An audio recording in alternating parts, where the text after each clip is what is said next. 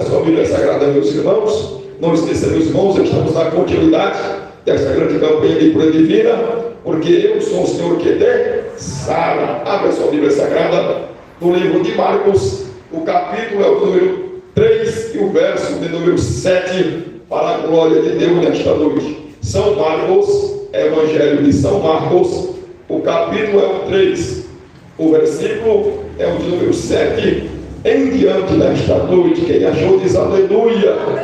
Marcos, São Marcos 3 e o verso é o de número 7 em diante. Marcos 3, 7. Quem achou diz graças a Deus. Vai procurando e dando glória a Deus, porque grande é a presença do Senhor neste lugar. Quem já está recebendo diz aleluia. Grande é a unção de Deus neste lugar. São Marcos, capítulo de número 3, verso 7 a seguir, para que possamos ler a poderosa palavra de Deus. Aleluia. Está aí, meus irmãos, no Novo Testamento. Aleluia. É o segundo livro do Novo Testamento depois de Mateus. Mateus, Marcos, Lucas e João são os 4 evangelhos do Novo Testamento que falam da narrativa da pessoa, da obra que Cristo Jesus realizou no seu ministério e também no alto do Gólgota. Achou, meus irmãos? Marcos 3,7. Quem achou diz aleluia. Estende a Bíblia para o céu, se junto comigo, fala Senhor Jesus. Mais forte, com mais fé. Senhor Jesus, eis em minhas mãos a sua palavra, que é poderosa para me abençoar nesta noite. Para com muita fé, me abençoa, Senhor, conforme o poder da sua palavra. Vamos ler, meus irmãos, em Marcos 3,7, que diz: Jesus se retirou com seus discípulos para o mar. Uma grande multidão o seguiu. Eram pessoas que tinham vindo da Galiléia, da Judéia, de Jerusalém, da Idumeia, do outro lado do Jordão e dos arredores de Tiro e de Sidom, porque ouviam falar das coisas que Jesus fazia. Então recomendou aos seus discípulos que sempre lhes tivesse pronto um barquinho por causa da multidão, a fim de não o apertarem, pois curava muitas pessoas, de modo que todos os que tinham alguma enfermidade se esforçavam para chegar perto, a fim de poderem tocar nele. Também espíritos imundos, quando o viam, prostravam-se diante dele e gritavam: você é o Filho de Deus. Mas Jesus lhes advertia severamente que não o expulsassem a publicidade. Está bom até aí, meus irmãos? Está bom até aí, minhas irmãs? Toma o seu assento. Toma assento, meus irmãos. Toma assento, minhas irmãs. Coloca a sua Bíblia aberta no seu colo, estende a mão direita para o céu e fala: Senhor Jesus, eu recebo, mais forte, eu recebo a sua palavra de bom grado ao meu coração nesta noite. Uma salva de palmas para Jesus de Nazaré. E está neste lugar. Observe, meus irmãos, que começou a correr a fama que Jesus de Nazaré fazia milagres na terra dos viventes. Então observe que veio uma grande multidão ali de Jerusalém, também de toda a Galiléia, dos gentios, da Idumeia, até de Ciro, que não pertencia a Israel, também de Sidom, que não pertencia a Israel, também da Idumeia, que não pertencia a Israel. Porque, meus irmãos, Deus só responde e só opera desta forma, através da disposição da fé.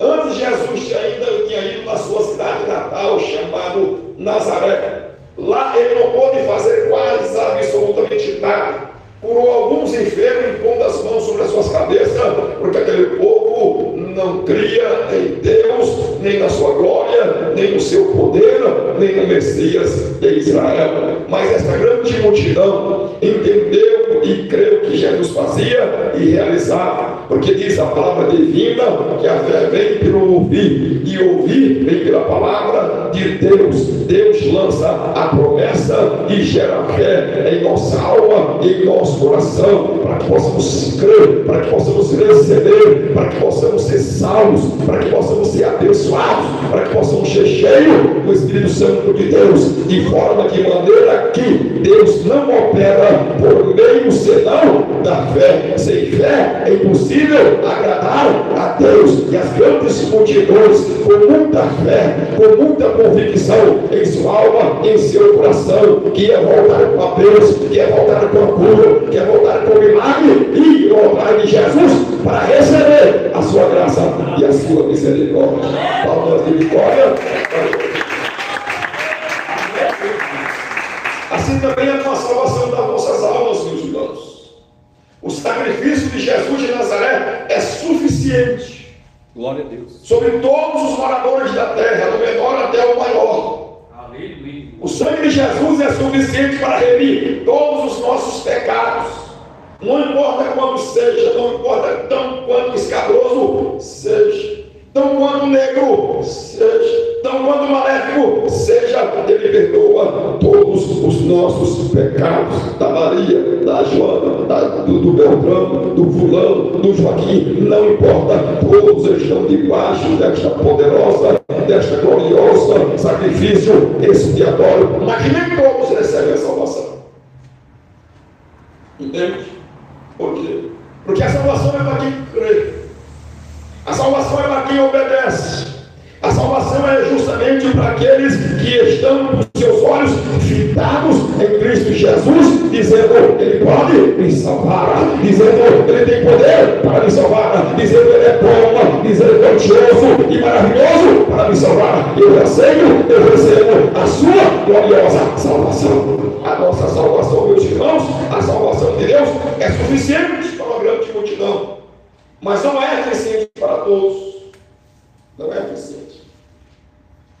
A eficácia da sua salvação só vem sobre os que creem. Por isso a gente prega, para que o povo possa crer. Por isso a gente testemunha e dá bom testemunho. A gente predica a palavra de Deus para que o povo possa crer, possa entender que Jesus é o nosso grande Salvador. Por isso Deus faz milagre para os enfermos, para testificar: eu estou aqui para te salvar, eu estou aqui para te abençoar. Creia no fundo da sua alma e no fundo do seu coração. As grandes multidões corriam atrás de Jesus de Nazaré, porque sabiam que Ele era poderoso para as curar. Palmas de vitória para Deus curar muitas pessoas. Observe, meus irmãos, que Deus estava em Cristo, demonstrando o teu grandiosíssimo amor divino, derramando a cura celestial sobre grandes multidões, concedendo-lhes libertações. Observe, havia muitos enfermos. Enfermidades são consequências de pecado, meus irmãos. Muitos fracos, cheio de pestilência, cheio de praga. Observe essa praga que veio sobre nós agora, nesses últimos anos, chamada Covid-19. É uma praga, meus irmãos. É consequência de pecado do povo. É consequência de pecado da igreja. É consequência de transgressão. A palavra enfermidade literalmente significa chicote, significa castigo de Deus e castigo divino. E aquela grande multidão, meus irmãos, era quebradores de lei, quebradores de pacto, não obedecia a Deus, não amava a Deus, não transcorria pelos seus ensinamentos, não transcorria pelo seu testemunho, não transcorria pelos seus conselhos, e Deus estava punindo grandes multidões, castigando com todo tipo de mal e de enfermidade. Mas Jesus de Nazaré é o amor de Deus revelado sobre nós, derramando o perdão, a graça, a misericórdia e arrancando os nossos males, feridas e enfermidades. Deus, através do seu Filho, derramando as multidões das suas misericórdias. Havia muitos enfermos, havia também muitos endemoniados. Por quê, meus irmãos? Porque tinha relação, contato com demônios. Eram macumbeiro, feiticeiros, tinha muitas cartomantes, meus irmãos. Tinha todo tipo de classe de sorte de ocultismo na face da terra, muita aproximação com os demônios, e as pessoas ficavam endemoniadas de tal forma e de tal maneira que ficavam como lobos na face da terra. Mas Jesus também é poderoso para conceder libertação. Ele está vestido de poder, ele está vestido de glória, ele está vestido de unção, e Satanás não pode resistir em sua presença. Observe, grandes multidões de enfermos. Por quê? Porque eram rebeldes a Deus, eram desobedientes a Deus. Muitos deles ali, até mesmo na Idumeia, em Sidom, em outras regiões ali, eram filhos de judeus, descendentes de judeus. Havia muitas comunidades de judeus para aquelas partes, para aquelas regiões, e com certeza todos eles eram conhecedores da lei divina, dos testemunhos divinos e de todos os juízos divinos. Eles sabiam que se obedecessem, receberia a bênção de Deus. Deus iria fazer o seu rosto resplandecer sobre eles, mas se eles desobedecessem, então viria a maldição. Deus esconderia o seu rosto e deixaria eles nas suas pragas, nas suas misérias, nos seus conselhos, deixaria eles em si mesmos, aleluia. Mas se voltasse para Deus, Deus ia fazer raiar e resplandecer o teu rosto divino de tal maneira que nenhum mal pudesse lhes encostar. E por isso Jesus estava ali. Era Deus manifestando a sua glória por meio do seu filho. Era Deus manifestando o seu rosto. Era Deus estendendo as suas mãos, o seu braço direito e a sua destra poderosa através da pessoa de Cristo Jesus, para que aquela grande multidão pudesse ser beneficiada com a cura, com a salvação, com o milagre, com a libertação e com a transformação total e perfeita de vida. Por isso ele estava ali, porque disse o profeta: e vi uma grande luz nas terras de Tiro, na terra de Sidom.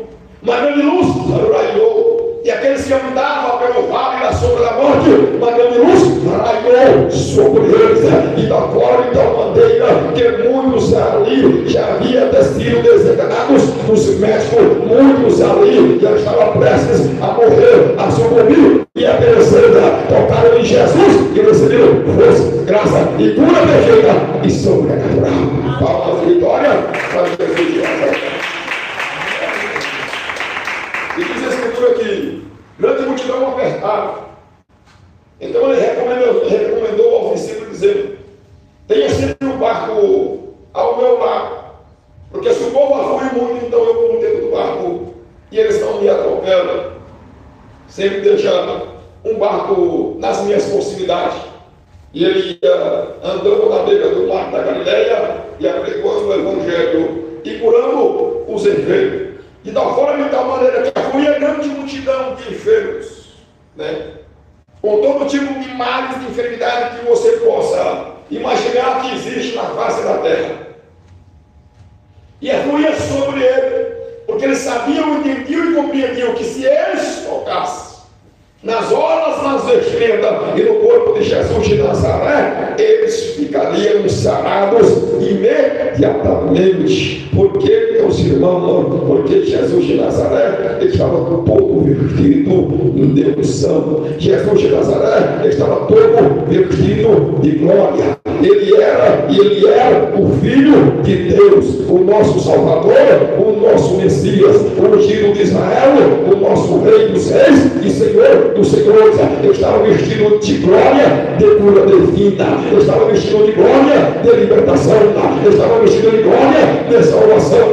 Em seu pescoço havia um grandioso colar de salvação para dar a todos quando crê em seu nome.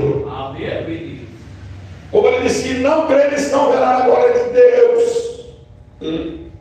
Se não buscareis, não podereis receber. Pedir e dar-se-vos-á. Buscareis, encontrará. Bater, bater, bater, e dar-se-vos-á. O que pede, recebe. O que busca, encontra. E o que bate, abre-se-lhe-á. Não tem como a gente receber as bênçãos de Deus, os milagres de Deus, se não crermos em Deus, se não buscarmos a Deus com toda a alma, com todo o coração, com toda a disposição de todo o nosso ser.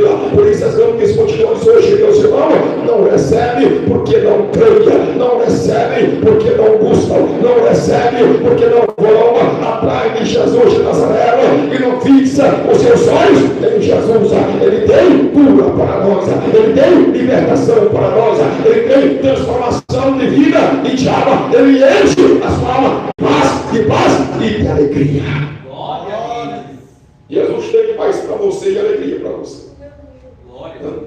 Jesus tem solução para os nossos problemas. Jesus tem perdão para os nossos pecados.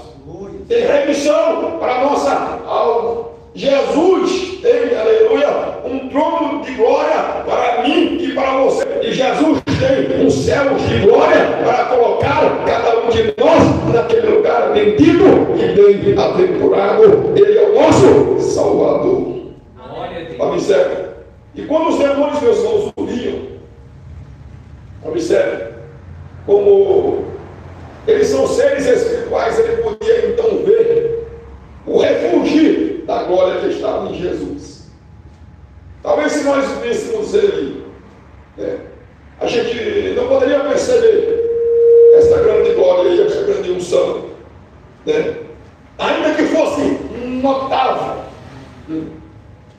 Porque se Jesus adentrar este lugar, todo este lugar fica repleto de glória.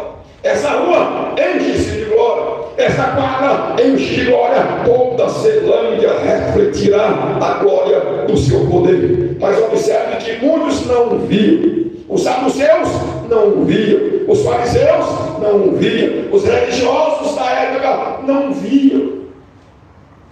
Como hoje também, meus irmãos, tem muito espírito de religião. Espírito de religioso. A igreja é só uma fachada, mas lá dentro não há a doutrina de Jesus. Jesus está para lá de fora da igreja. Jesus não está dentro da igreja, meus irmãos. E só o espírito de religião, o espírito de idolatria, adora o nome, adora o profeta, adora a mulher, adora o santo, adora o guru, adora isso, adora aquilo, mas não adora aquele que é digno de toda adoração e louvor. O nome dele é Jesus de Nazaré. Observe. Então os demônios percebiam o fulgor da sua glória, percebia que ele estava vestido de poder, de unção e de glória. E observe, então eles falavam e reclamavam: tu és o Filho de Deus. E Jesus de Nazaré então nos repreendia, o censurava, dizendo: não fala isso, não é para falar que eu sou Filho de Deus, não pode falar, mais cala-te. Observe, porque Jesus de Nazaré, ele tem uma relação pessoal com cada um de nós. Observe, e ele quer que você escute, ele quer que você veja a sua glória, ele quer revelar-te a tua pessoa pessoalmente e individualmente. Ele quer ter uma comunhão com você individualmente. A minha comunhão é uma, a sua comunhão é outra, a comunhão dele é outra. Mas Jesus de Nazaré quer ter uma comunhão pessoal, uma intimidade pessoal. Por isso ele dizia aos demônios: não fala quem eu sou, todos têm que descobrir pessoalmente. Deus tem que revelar a cada vida, a cada alma e a cada coração.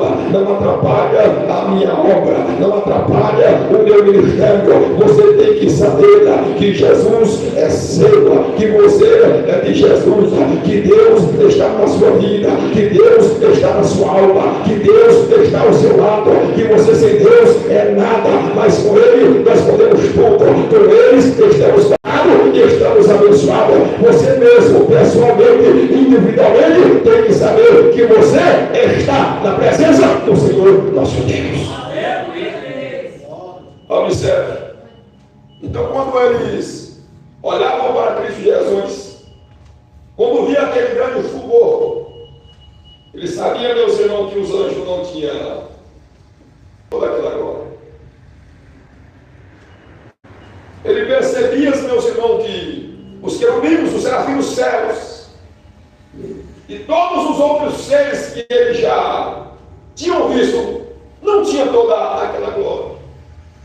E eles já tinham estado ante a presença da face da glória do Senhor por durante muitos e muitos milênios. Então eles reconheceram que a mesma glória que estava no Deus vivo de Israel, o poderoso de Israel, o inacessível Israel, estava também sobre a pessoa de Cristo Jesus, como diz o apóstolo Paulo, sobre ele estava toda a plenitude divina. Observe. Sobre ele estava toda a plenitude de Deus, em forma corpórea. Alguém pode dizer, pastor, isso não é possível. É possível porque isso foi possível na pessoa de Cristo Jesus. Você pode dizer, pastor, a carne não pode subornar. A glória de Deus pode, porque suportou na pessoa de Cristo Jesus. Deus é o Deus do impossível, ele faz todas as coisas que são impossíveis parecer possível. Observe. Então, ao olhar, ao fixar a pessoa e a glória que havia na pessoa de Cristo Jesus, os demônios então entenderam a mesma glória que está no Pai, que está sobre ele também. As mesmas virtudes que está no Pai, está sobre ele também. O mesmo amor que está no Pai, está sobre ele também. A mesma unção salvadora que está no Pai, está sobre ele também. A mesma vida eterna e poderosa que está no Pai, está sobre ele também. Tudo quanto está no Pai, está sobre ele. Tu é o Filho de Deus. Sabiam indubitavelmente. Talvez você não saiba quem ele é. Observe. Tem uma grande multidão entre nós no século XXI que não sabe quem ele é. Eles não, ele é humano. Os adventistas disseram, não, ele é o arcanjo Miguel. Outro disse, não, os espíritos disseram, não, ele é o espírito elevado. Aleluia. Até os demônios sabiam. E os crentes religiosos do século XXI não sabem quem é a pessoa gloriosa e majestosa de Cristo Jesus, mas ele mesmo disse em sua palavra. Em João, no capítulo 10, verso 30, ele diz, aleluia, eu e o Pai, nós somos um. Observe. É uma mesma natureza. É uma mesma glória, é uma mesma unção, é o mesmo poder. O Pai e o Filho são um, não são dois, como diz o catolicismo. É o Pai, o Filho, o Espírito Santo, a primeira pessoa, a segunda pessoa, a terceira pessoa. Não. A primeira pessoa e a segunda pessoa são uns, aleluia, e não pode ser desassociado de forma nenhuma e de maneira nenhuma. Quando os demônios fitaram seus olhos sobre ele, que viu o fulgor da glória, do esplendor do Deus de Israel, eles disseram, Deus é o Filho de Deus. Qual é a vitória? O Filho de Deus está aqui, veio aqui por nós, meus irmãos. Glória a Deus. Observe. O Filho de Deus desceu da sua glória. Ele saiu do âmago do coração do Pai e desceu até a cruz do Gólgota por sua causa. Ele não precisaria descer.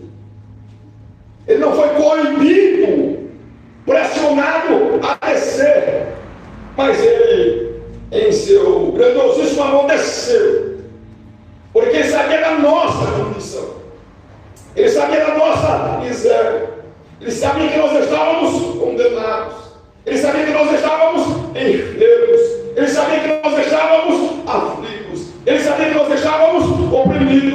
Então ele desceu para arrancar a nossa aflição, ele desceu para tirar a nossa miséria, Ele desceu para tirar a nossa pobreza e nos enriquecer quando estendeu as mãos e nos encheu com o seu Espírito Santo.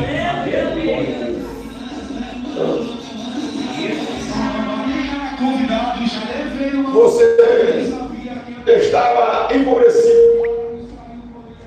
Eu estava empobrecido. Nós estávamos nessa vida e no pó, vendido ao pecado, escravizado pelos demônios de inveja, de maldição, de feitiçaria, de idolatria, de maçonaria. Muitos demônios de maçonaria, do dinheiro, do Deus mamon, da riqueza, querendo ser rico e milionário. Mas quando Timóteo recebeu o conselho do apóstolo Paulo, ele disse: não entrei por aí, não queira ser rico, porque muitos têm tentado buscar querer ser rico e entrou em muitos problemas, dificuldades e tribulações. Deus tem a sua porção em suas mãos para te dar. Aleluia, Deus tem uma porção especial que vai saciar a sua vida.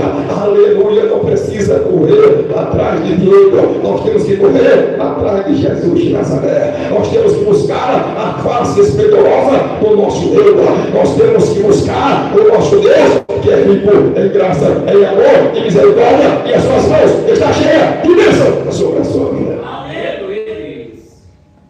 Então Jesus de Nazaré, ele é o Filho de Deus. Até os demônios sabem.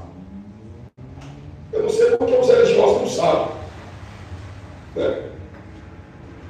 Mas até os demônios sabem, né, que Ele é o Filho de Deus.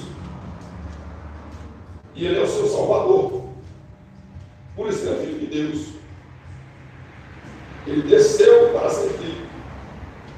O Filho é o que tem corpo. Deus não tem corpo. Deus é invisível. Você não pode ver a Deus. Eu não posso ver a Deus. Os anjos do céu não podem ver a Deus. Você não pode entrar na presença de Deus. Nem eu posso entrar na presença de Deus. Você não pode ter acesso a Ele.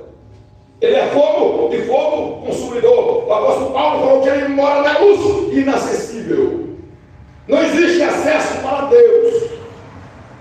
Entende, meus irmãos? Deus é um ser muito grandioso, muito poderoso, infinito e glorioso. Você não pode acessar a sua presença sem ser iluminado.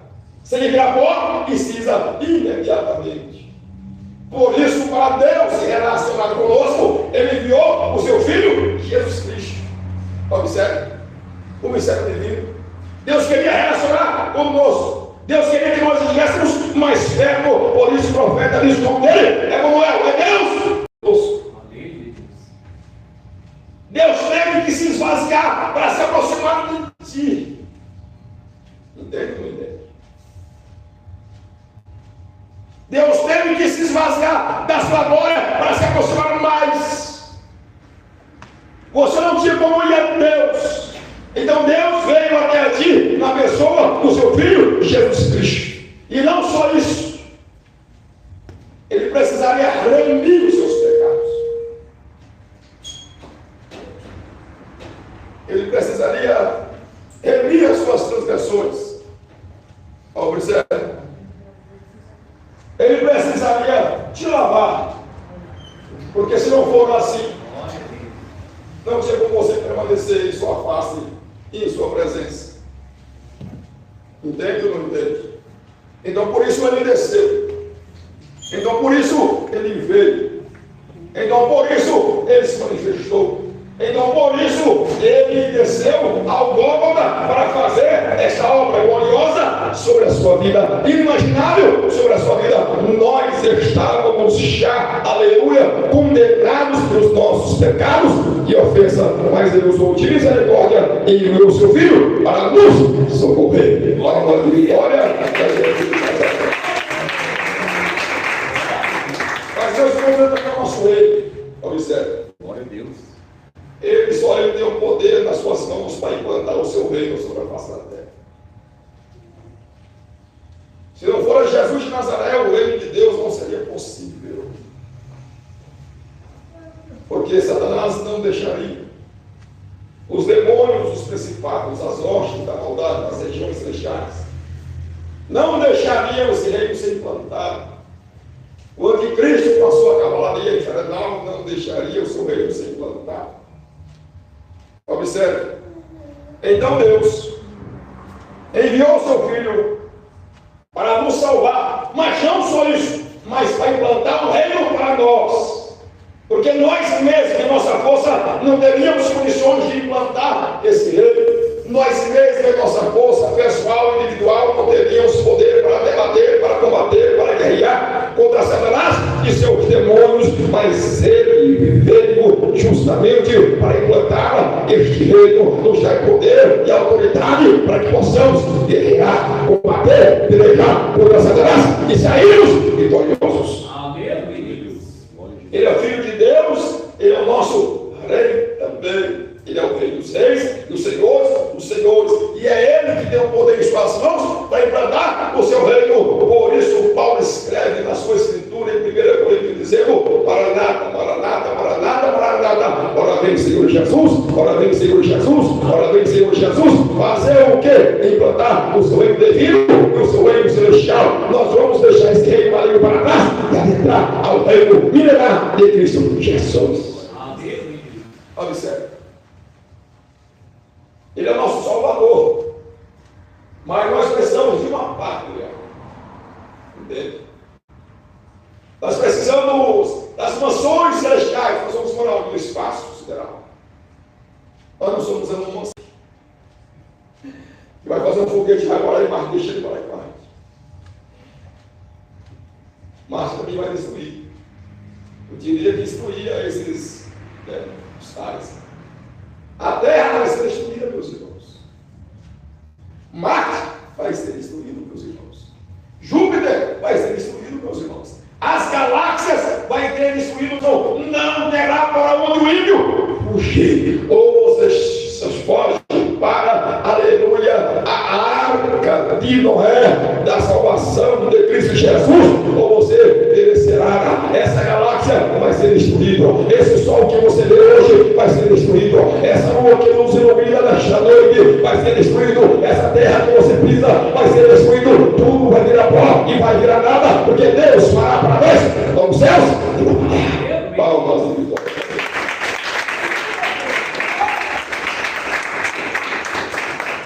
Aí o Senhor é romance e pensa que ele disse: não, eu vou. Como aqui vai vir um grande apocalipse sobre essa terra vai destruir, eu vou pegar um foguete e vou para lá. E lá faremos uma nova civilização. Mas não, meus irmãos. O apocalipse vai sobre Marte também. O apocalipse não é somente aqui sobre a face dessa terra. Não. É universal. Aonde tiver um planeta, a ira de Deus cairá sobre ela. Aonde tiver uma lua, a ira de Deus cairá sobre ela. Aonde tiver um ser vivente que não estiver na arca de Noé da salvação de Cristo Jesus, a ira de Deus estará sobre ela como fogo consumidor. Não vai sobrar nem pó, nem raiz, não vai sobrar ramo, não vai sobrar folha, nem caule, nem nada. Tudo vai ser queimado pelo fogo da ira do Senhor nosso Deus. A não ser. E voltamos à velha e divina cruz, onde o meu ego e o seu ego é bagaçado, onde você não vale mais do que um mero animal, onde você não vale absolutamente nada ali diante da cruz divina, onde você vai encontrar com o seu Deus e falar em sua face: Senhor, eu sou um grande pecador. Eu não tenho nenhuma espiritualidade em mim. A morte está em mim. As trevas estão em mim. Aí você diz: mas pastor, se eu for ruim assim, mas se não for mais. E olha, se não for mais. Como diz meu amigo, cheguei a um dia, eu acho que ontem. Foi ontem Deus. Chegou meu amigo e disse: rapaz, não está no centro de macumba. Bem em frente à sua loja. Ele disse: você sabe o que é a mulher daí? É minha amiga? Digo: ele disse: é minha amiga, tem uma mulherzinha minha amiga, gente bacana demais. Eu disse: quer ver quando ela pegar o punhal? para cortar você e beber o seu sangue. Ele disse, não, era só para isso com os animais. E depois você vai soltar com os animais, você vai contar um. Aleluia. E não confie, meus irmãos, aleluia, nesse tipo de gente. Nós temos, aleluia, que sermos lavados, redimidos por Jesus de Nazaré e nos encontrarmos com Ele na cruz e dizer assim, eu estou falido. Espiritualmente, emocionalmente, familiarmente, não importa, estou falido, preciso de ti. Você vê um grande empresário rico, num carrão, com a grande mansão, está falido, meus irmãos. Se mais baixo, não entendamos bem, está falido, né, Senhor? E quando pedir a sua alma, seu carro poderá comprar a sua salvação. A sua mansão no Lago Sul poderá comprar a sua salvação. O seu investimento nas bolsas de valores poderá comprar a sua salvação. Não, meus irmãos, somente o sangue de Jesus é apto, é poderoso, é limpo e algo mais alto do que a neve para limpar a nossa sujeira dos nossos pecados e nos tornar filhos e filhas de Deus.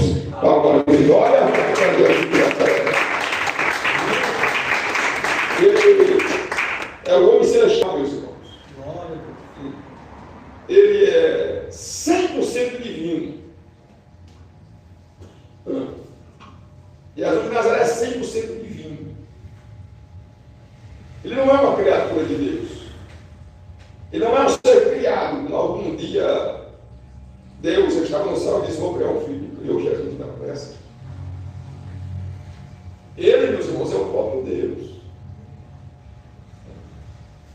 Não é uma criatura criada como os anjos foram criados, como você foi criado, como eu fui criado, como nós somos criados, como a terra foi criada, como o inferno foi criado, como o sol foi criado. Não, eu não estava nessa palavra. Ele que criou.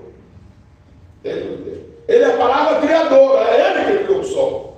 É ele que te criou. Desbaixou Jesus que criou. A luz do sol foi criada por ele.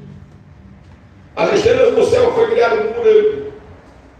Deus fez todas as coisas mediante a palavra que sai da sua boca, e esta palavra é Cristo Jesus. Ele é o homem dos séculos, inteiramente dos séculos, mas ele também é humano como nós, veio em carne, osso e sangue, como você e eu. Ele é 100% humano e ele é 100% celestial. Ele é 100% divino e 100% humano. Por isso, nas escrituras tem as ofertas de manjares. O que é uma oferta de manjar? Uma oferta de manjar é uma oferta de cereal, que justamente era uma referência à humanidade de Cristo Jesus.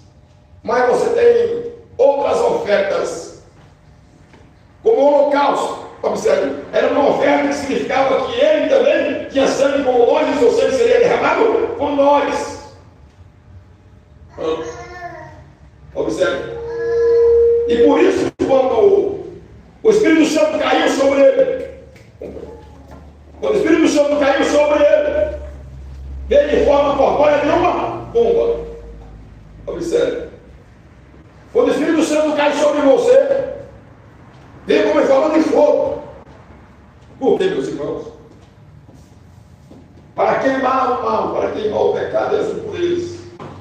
Em como forma de lavareiras de fogo. No dia de Pentecostes foi assim. E hoje também é assim. Mas quando veio sobre ele, não veio em forma corpórea de uma pomba, que é o ser mais lindo que existe na face da terra, dizendo: Jesus é perfeito, Jesus é todo, aleluia, santo, e não existe o mal da iniquidade em sua alma, em seu coração. Ele é todo divino, ele é todo espiritual, mas ele é humano também, que pode abraçar a você, que tem mãos, que tem olhos, aleluia, que tem pés e que tem perna. Ele veio em forma corpórea, meus irmãos, para nos remir de todas as nossas iniquidades. Ele se aproximou para isso. Ele é o homem dos céus. Ele é o homem divino. Mas se ele fosse só divino, meus irmãos, ele não nos poderia ajudar. Porque Deus não pode morrer. se ele não morresse, entende? A justiça de Deus não seria perfeita. Porque a lei requeria a morte ao pecador, como Deus disse a Adão no jardim. Você pode tocar em todas as coisas aí. Mas se você tocar naquela ali, no dia que você tocar, você vai morrer e vai perecer. Então, essa é a punição para a rebelião, para a rebeldia e para a desobediência. Afastou de Deus é morte. Alongou-se de Deus é morte. Aproximou de Deus é vida. Aproximou de Deus é Deus. Aproximou-se de Deus é milagre. Você diz, pastor, mas eu não estou abençoado. Aproxima mais. Pastor, mas eu estou enfermo. Aproxima mais.